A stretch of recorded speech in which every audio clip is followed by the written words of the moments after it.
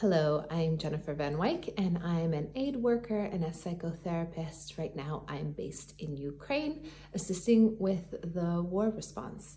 And so today's video is about someone who asked how you can not cry at work.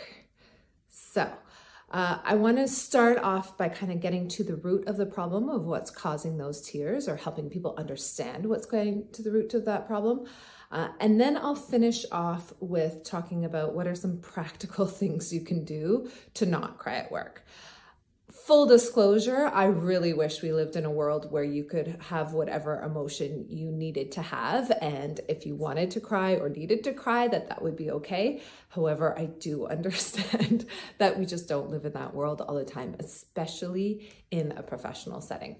So first, what's the root cause? With all emotions, they are like road signs. They usually are telling us something. Sometimes it's something very deep and profound related to the purpose of our life.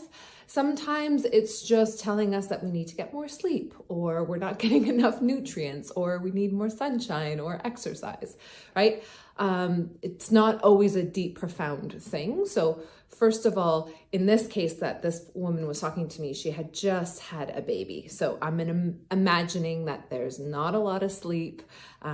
Maybe there's not a lot of time for yourself, or no time for yourself.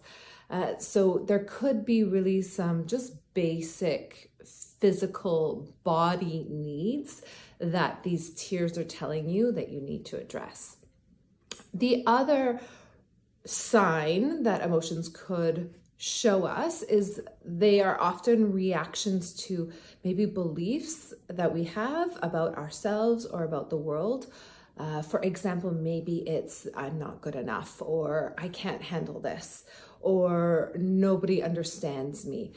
All of these things, we actually, when you pay attention to the words that you're talking to yourself almost at every moment, it can help you notice that this is a belief that you're saying to yourself. Oftentimes what I've noticed, especially in these emergency situations, is I'll tell myself, I can't do this.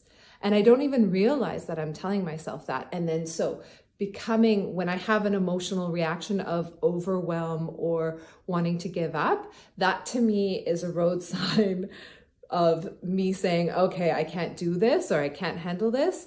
And then what I like to do in response is notice, what is it that I'm telling myself? What's the belief that I have? And then switching that to a mantra of, okay, I can do this. I can do this. I can do this.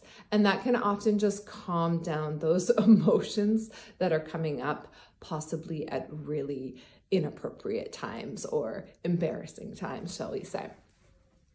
The last thing I want to talk about is what are some practical techniques, right? Maybe you're in a meeting, or maybe you're giving a speech or a presentation and tears are coming for no reason, and that's not something that you can handle. You can't run off to the bathroom or hide yourself away. What can you then do to kind of get these tears under control so that you still come across as professional? Again, I hate that suppressing your emotions equals professionality. I don't think that's correct. However, I do understand that that's often what it's like in the workplace, and I struggle with that also myself in my own workplace. So some simple techniques that you can do is first distraction. So just distract yourself from whatever it is that's going on inside. You can do that by just noticing 3 things that you see, noticing 3 things that you hear, noticing 3 things that you can feel. That can often just work, get your mind off that track.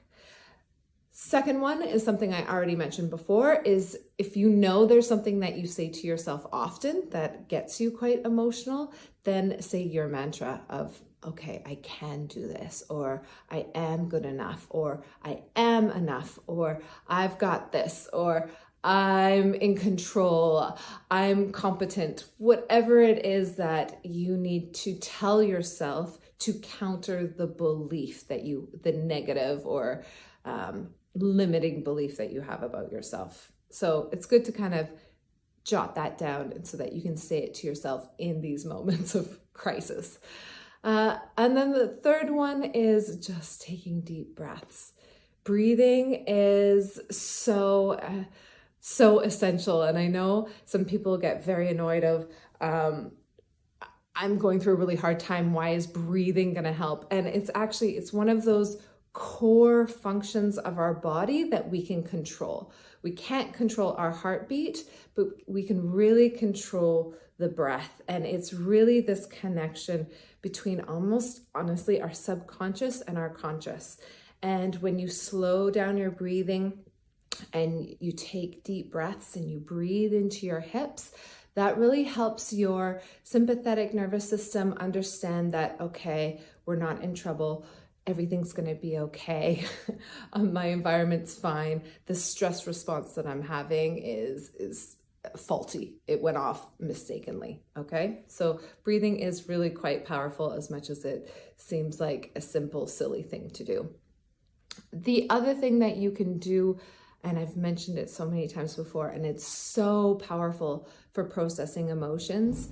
And maybe this is going to be difficult if you're speaking in front of a lot of people, but if you're in a meeting or you're not the focus of attention, what you can do is just, even with your eyes open, you just breathe in the sadness through your heart. So imagine your heart is breathing it in, and we have to breathe it in and acknowledge it before we can breathe it out to release it.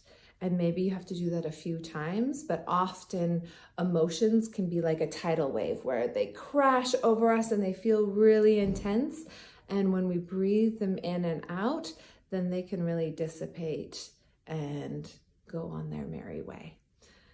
So I hope that is helpful. It's a lot of information, and of course it takes some effort always, but really just be gentle with yourself. Notice what you're saying. Have compassionate curiosity, as they say. You don't have to judge yourself. It doesn't matter what emotions you have, even hatred or jealousy. All of them are just indicators of, oh, hey, what's going on here? What is it trying to tell me? What do I need to know? And again, sometimes it's just that you need to get more sleep if possible. Maybe that's not a possibility. So then you need to take less things on your plate, so that you can function in the reality of what your life is. Again, if you have any questions, please send me a message or write a comment below. And if you found this video helpful or interesting, please give it a like and feel free to subscribe to my channel. Thank you.